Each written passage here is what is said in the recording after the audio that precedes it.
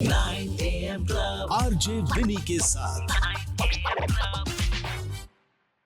Hi, this is RJ Vini from 94.3 my FM और स्वागत है आप सभी का 9 AM क्लब में।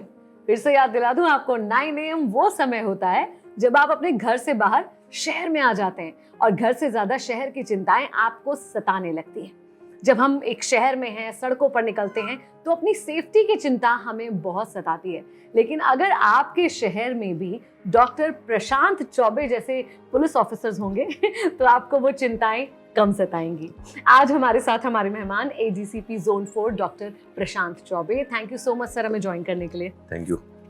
मैं मेरी सारी ऑडियंस को यहाँ बता दूं कि प्रशांत चौबे सर जो हैं, मुझे लगता है इनसे ही इंस्पायर होकर वो फिल्में बनाई जाती हैं जिसमें हम देखते हैं हीरो एक कॉप है और वो सारे दुश्मनों का मुकाबला अकेले कर सकते हैं। प्रशांत चौबे जी कभी भाग कर खुद अपराधियों को पकड़कर उन्हें वही सबक सिखा देते हैं, उन्हें सजा दिलवाते हैं, और कभी अपना रूप बदलकर खुद ये चेक करने निकल पड़ते हैं कि इनके जो कर्मचारी हैं वो कितनी ईमानदारी से काम कर रहे हैं। सर, ऐसे किस्से हमने आपके सुने हैं जब एक बार आप साधारण वेश में पहुंचे ये देखने की पुलिस वाले कितनी ईमानदारी से काम कर रहे हैं। कल ही की बात है जब आपने भागकर खुद एक अपराधी को पकड़ा, उसे सजा दिलवा रहे हैं। ये सबका एक्सपीरियंस कैसा रहता है और कैसे आपको मोटिवेशन मिलता है ये सब कुछ करने का? बिल्कुल, बहुत ही बेसिक जो हमारा काम है, बेसिक वर्क पुलिस का है कि प्रिवेंट करें क्राइम को, और being supervisory officer police department हमारा अच्छे से काम करे, ये जिम्मेदारी है। तो जब जिम्मेदारी का एहसास हम करते हैं तो हमें ऑटोमेटिकली सारी ताकत आ जाती है, सारा फील आ जाता है और हमें काम करने का एक मादा भी अंदर से आ जाता है।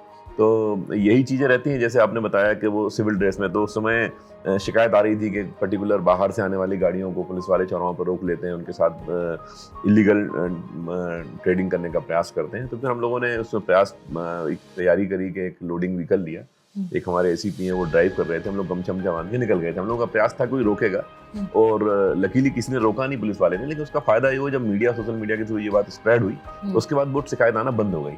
इस प्रकार की चीज़ों के ये फायदे होते हैं जिससे जनता को रिलीफ मिलता है, डिपार्टमेंट को भी हमारे एक अच्छी काम करने की पद्धति मिल जाती है। क्या बात है सर, मैंने ये सुना है कि आप एज अ पुलिस ऑफिसर अपनी ड्यूटीज तो निभाते ही हैं, लेकिन समाज को एक बेहतर जगह बनाने में, इंदौर शहर को हम सभी के लिए एक बेहतर जगह बनाने में आपका बहुत योगदान माना जाता है। बहुत सारे इनिशिएटिव्स हैं सर, जो सोशल इनिशिएटिव्स आपने लिए हैं, उनके बारे में हमें थोड़ा बताइए। देखिए, इनोवेशन जो है, कोई भी काम करने के लिए नवाचार जो होता है वो काम में नई ऊर्जा लाता है। और आप देख रहे हैं, स्टार्टअप्स की बात करें अगर हम, तो पूरे जो दुनिया की तरक्की है वो इनोवेशन पे है। तो पुलिसिंग में इनोवेशन क्यों ना किया जाए, ये मेरा ऐसा सोचना रहता है। तो जब भी कोई सोशल प्रॉब्लम क्रिएट होती है तो सोशल प्रॉब्लम का लीगल हल तो हमें करना ही है, वो पुलिस करती है, वो हमारी प्रोसेस है, लॉ है, प्रोसीजर है।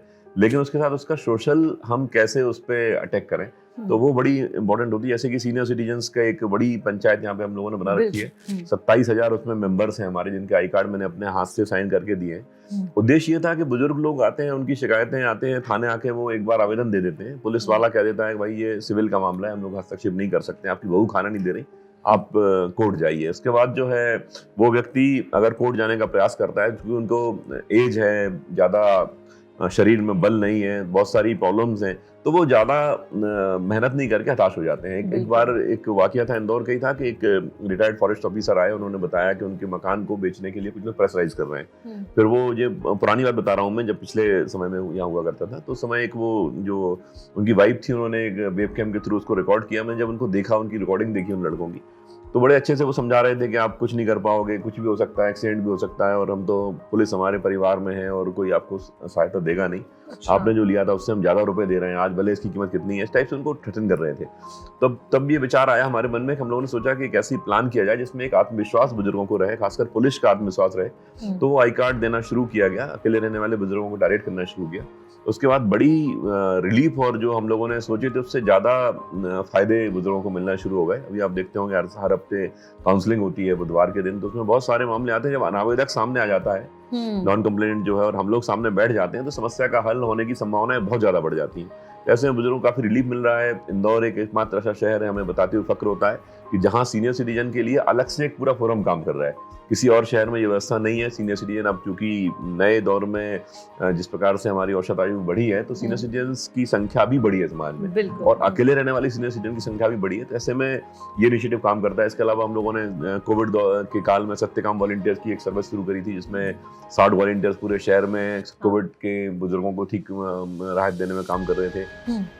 क्राइम फ्री कॉलोनी एक बहुत ही सक्सेसफुल हमारा आइडिया रहा। हम लोगों ने जैसे किसी भी क्राइम कॉलोनी को एक समाज क्राइम फ्री नहीं हो सकता है, लेकिन एक एरिया को हम क्राइम फ्री कर सकते हैं। इस कॉन्सेप्ट पे मतलब एक क्राइम फ्री एरिया कॉन्सेप्ट है, क्राइम फ्री कॉलोनी का कॉन्सेप्ट लाया गया, और उसमें टेस्ट के हम लोगों ने एक पायलट प्रोजेक्ट के रूप में शुरू किया था। तो लगातार 3 साल तक कोई अपराध नहीं हुआ उस कॉलोनी में। उसके बाद दूसरी कॉलोनीज में हम लोग प्रयास कर रहे हैं। उसमें कॉलोनी की 360 डिग्री सिक्योरिटी हम लोग इसमें प्लान करते हैं। सोसाइटी के थ्रू, कॉलोनी के थ्रू बहुत छोटे से खर्च पे छोटी छोटी बातों को लेके या चंदा करके उसमें मिलके एक पुलिस पब्लिक एक रिलेशनशिप के आधार पे उसको डेवलप करते हैं। हमारा पुलिस का आदमी उसमें एक सेक्रेटरी के रूप में काम करता है, और ऐसे एक सिक्योर्ड माहौल बनाने का प्रयास किया जाता है। तो एक क्राइम फ्री कॉलोनी, ऐसे कई सारे कॉन्सेप्ट हैं जो काफी अच्छे से एस्टेब्लिश भी हुए और काफी रिलीफ लोगों को मिला। तो सर, विमेन सेफ्टी के क्षेत्र में कुछ खास अगर हमारे शहर में हो रहा हो या हो सकता है? बिल्कुल। अभी जैसा कि पिछले दिनों आपने देखा होगा कि घटनाएं सामने आई थी, जिसमें कॉलेज के सामने एक विक्षिप्त नहीं, मतलब अपराधी था वो तो, लेकिन उसको हम कहेंगे कि उसने कॉलेज के बाहर खड़ा होकर वो अपनी स्कूटी पे खड़ा होता था, और बच्चियां जहाँ बैठी होती थी उनके सामने अपने प्राइवेट पार्ट्स को ओपन करता था और अनावश्यक रूप से छेड़ता था। बच्चियां ह्यूमिलेट होती थी बेचारी, लेकिन वो अब कौन किसको कर रही है पता नहीं होता, किसी को पर्टिकुलर नाम नहीं लेता था, वो तो टारगेट होता नहीं था। फिर एक बच्ची ने हिम्मत करके हमें बताया, हम लोगों ने ट्रेस किया, उसके पीछे हमारी टीम लगी, उसको पकड़ के लाए। उसके बाद हम लोगों ने एक सबला सहायिका निर्भया अभियान चलाया है, जिसमें कोशिश ये है कि हर स्कूल में, हर कॉलेज में बच्चियों का एक दल रहे जो वहाँ की लोकल पुलिस रहे। उनको हम लोग बैचेस दे रहे हैं, उनको विसिल दे रहे हैं, उनको ट्रेनिंग दे रहे हैं। अभी हम लोग 4-5 स्कूलों को कवर किया है। अभी एग्जाम आ गए, थोड़ा सा शिथिल कर दिया इसको।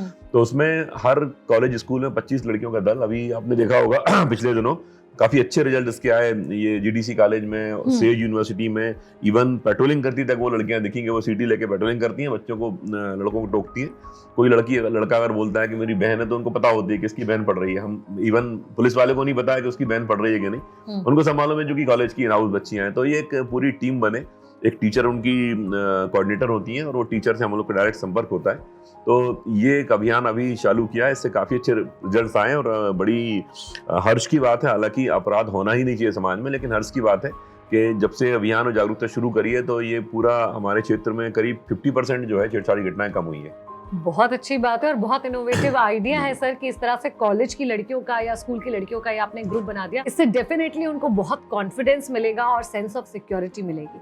सर, इस तरह के बहुत सारे चीजें हैं मेरे पास तो यूं पूछने के लिए आपसे। एक कॉम्बिंग अभियान के बारे में हमने सुना, ये क्या है सर? ये कॉम्बिंग अभियान जैसे कि मतलब एक कॉम तो कंघा होता है, जैसे बालों को साफ करने के लिए और सीधा करने के लिए कंघा आदमी लगाता है, वैसे ही पुलिस जो है समय समय पर कॉम्बिंग अभियान करके अपराधियों को सीधा करने का प्रयास करती है। तो अभी रिसेंटली 2 दिन पहले एक कॉम्बिंग अभियान हम लोगों ने चलाया था, जिसमें करीब 400 के फोर्स के साथ 3 एसीपी हमारे, 9 थाना प्रभारीगण, हम लोग सब लोग रात भर कॉम्बिंग में रहे। अचानक से सारा वेल कॉल किया गया और 11 बजे सबको टारगेट देके रवाना कर दिया गया।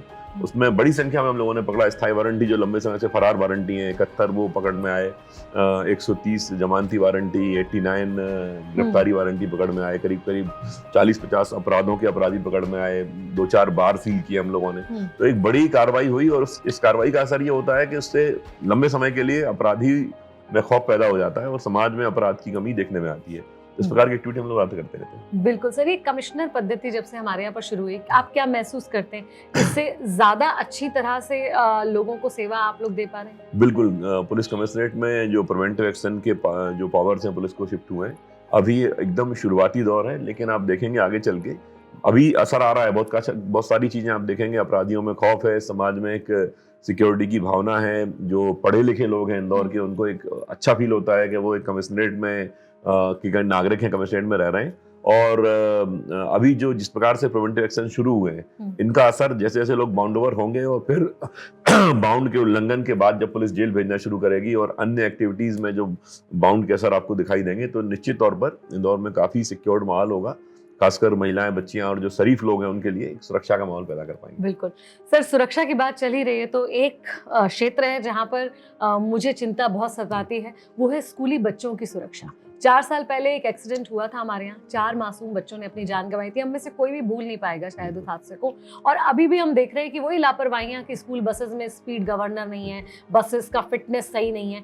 इसके लिए क्या कर सकते हैं सर? बिल्कुल, आपने बहुत ठीक प्रश्न उठाया। इस समय जो है अभी फिर से ये एक घटना के बाद ये चीज़ें फिर से लोगों ने सीरियसली लेना शुरू की हैं। एक्चुअली इसमें हम सबकी जिम्मेदारी है और बहुत सारे नियम बहुत माननीय सर्वोच्च न्यायालय ने बना रखे हैं इसमें कि स्कूल बस में जो है सीसीटीवी कैमरा होगा, उसका फीड अभिभावक चाहें तो ले लेंगे, 2 गेट्स होंगे, एग्जिट गेट अलग से उसमें होगा, एक लेडी जो है होगी जो सहायतार्थ बच्चों की सहायता के लिए होगी, बाकी जो है स्पीड गवर्नर होगा, उसकी जो है फिटनेस अच्छी होगी गाड़ी की, रैश ड्राइविंग पे जो नंबर हैं वो डिस्प्ले होंगे कि आपको शिकायत कहाँ करनी है। बहुत सारे नियम हैं। कई स्कूल्स जो हैं अच्छे स्कूल्स हैं वो उसका पालन करते हैं, कई बार पालन नहीं करने की स्थिति भी आती है। तो इसमें अभी पुलिस ने एक सख्त चेकिंग अभियान चालू किया है और इस जैसे ये सेशन शुरू हो रहा है धीरे धीरे 1 तारीख से मेरे ख्याल से सारे स्कूल शुरू हो रहे हैं अभी, तो आज से और सख्त अभियान चला के 100% इंश्योर किया जाएगा और इसमें जो गाड़ियां पकड़ी जाएंगी उनके खिलाफ कड़ी दंडात्मक कार्रवाई की जाएगी ताकि ऐसी असुरक्षा बच्चों के साथ ना हो। सर, इस चीज़ को एनफोर्स कैसे किया जा सकता है? मुझे पर्सनली ऐसे लगता है कि अगर गाड़ी फिट नहीं है या उसमें प्रॉपर्ली स्पीड गवर्नर इंस्टॉल्ड नहीं है तो इसे शायद हम ड्राइवर की गलती नहीं कह सकते बल्कि स्कूल मैनेजमेंट की। तो ये चीज़ स्कूल मैनेजमेंट को कैसे एनफोर्स की जा सकती है कि उन्हें ये करना ही पड़े? इसमें एक्चुअली 2 प्रकार की गाड़ियां होती हैं। कुछ स्कूल खुद अपनी बसेस को चलाते हैं और उनका एक ट्रांसपोर्ट मैनेजर होता है, उनके ड्राइवर्स की पूरी टीम होती है, वो लोग अपना मैनेजमेंट करते हैं। कुछ स्कूल्स ऐसे हैं जिन्होंने कुछ प्राइवेट डीलर्स को पैटी कॉन्ट्रैक्ट दे रखे हैं, 4 बस तुम्हारी, 6 बस तुम्हारी, इस टाइप का। और कुछ लोग ऐसे हैं जो बसेस नहीं चलाते हैं, तो ठीक है वो नहीं चलाते तो वो तो पेरेंट पे डिपेंड करता है वो कैसे आ रहे हैं। लेकिन सभी स्थितियों में देखने में आता है जैसे अब पेरेंट्स ही अगर मान लो बस स्कूल की नहीं दे रही, स्कूल पेरेंट भेज रहे हैं, तो वो भी बहुत ऑटो रिक्शाओं में 12-12 स्टूडेंट को भर लेंगे और मतलब गंदे तरीके से ड्राइव करेंगे, तो वो भी स्थिति जो है कहीं बहुत अच्छी नहीं कही जा सकती है। तो ऐसी सभी स्थितियों में एक तो सख्त चेकिंग के माध्यम से, दूसरा पेरेंट अवेयरनेस के माध्यम से, तीसरा जो स्कूल्स हैं उनको हम लोग अभी मीटिंग भी कॉल करेंगे, सभी स्कूल के जो ट्रांसपोर्ट संचालक हैं, जो ट्रांसपोर्ट मैनेजर्स हैं, उनकी मीटिंग्स भी अभी कॉल की जा रही है सभी क्षेत्रों में और उनको बताया जा रहा है कि किसी भी स्थिति में स्कूल बसेस में जो नॉर्म्स हैं उनका पालन करें और उनको 100% सिक्योर करें कि बच्चे सुरक्षित रहें। इसमें एक बात और बतानी चाहता हूँ कि इसमें जो स्कूल के जो नॉर्म्स हैं उसमें एक ये बात भी है कि मिनिमम डिस्टेंस और मैक्सिमम डिस्टेंस क्या होगी बच्चे के आने की। अब उसका पालन चूंकि हो नहीं पाता है, हर व्यक्ति चाहता है कि वो अपने मन चाही स्कूल में बच्चे को एडमिशन के लिए भेजे। अब उनके घर के आसपास स्कूल अच्छा नहीं है, उनके हिसाब से अच्छा नहीं है, तो उनको दूर भेजना पड़ता है। ये भी एक प्रॉब्लम है कि बच्चे 35 किलोमीटर ट्रेवल कर रहे हैं, कई बार तो 45 किलोमीटर भी दूसरे आसपास के कस्बों से भी ट्रेवल करते हैं बेचारे। तो ये टफनेस है, लेकिन हमें एक सिक्योर्ड माहौल सबको मिलकर बनाना होगा। हम सबको इसमें जागरूक होंगे, पेरेंट्स को भी जागरूक होंगे। पेरेंट्स कई बार शिकायत नहीं करते हैं, कई बार टाल जाते हैं। अगर पेरेंट्स भी बार बार शिकायत कर रहे हैं, बात करेंगे तो निश्चित तौर पर काम कर पाएंगे। पुलिस जो है चेकिंग अभियान के माध्यम से, सख्त दंडात्मक कार्रवाई के माध्यम से, इवन हम लोग प्लान करेंगे कि आरटीओ या जुडिशरी की टीम भी मिल जाए तो और सख्त चेकिंग हम लोग कराएं ताकि स्कूल बसेस प्रॉपर चल सके। बिल्कुल सर, ये मैं दिल से चाहती हूँ कि इस मामले में भी इंदौर एक मिसाल बने, जैसे बहुत सारी अच्छी चीज़ों में। सर, आप बहुत अच्छे एक मोटिवेशनल स्पीकर हैं, बहुत सारा यूथ इस समय आपको देख रहा है, सुन रहा है, क्या मैसेज है आपका? युवाओं के लिए मेरा मैसेज है कि अपने आप को जागृत रखना है। दुनिया में आए हैं तो कुछ करके जाना है, बिना करे यूं ही समय नहीं बिताना है। समय बहुत बड़ी पूंजी है, समय का मैनेजमेंट बहुत तगड़ा है। समय को अगर हम उस पाई चार्ट पे लेते हैं तो 2-4 चीज़ें निकल के आती हैं समय के बारे में कि हमें कौन कौन से काम जो करने हैं, क्या अर्जेंट है, क्या इंपॉर्टेंट है, क्या अर्जेंट इंपॉर्टेंट है, क्या इंपॉर्टेंट अर्जेंट है, क्या लेस इंपॉर्टेंट मोस्ट अर्जेंट है। ऐसे हमें काम को बांटना है, बांट के काम को करना है। दिन का टारगेट 24 घंटे का नहीं, हम 28 घंटे का बनाएं। जब 28 घंटे का बनाएंगे तो 22 घंटे का आउटपुट लेके आएंगे। आप प्रायोरिटीज पर रखें, अपनी इंपॉर्टेंस को ध्यान रखें और एक देश, समाज, परिवार के लिए कुछ दे के जाना है, कुछ करके जाना है, जज्बा रखें, निश्चित सफलता मिलेगी। क्या बात है। Thank you so much sir, 9 AM club में हमसे जुड़ने के लिए बहुत धन्यवाद। Thank you.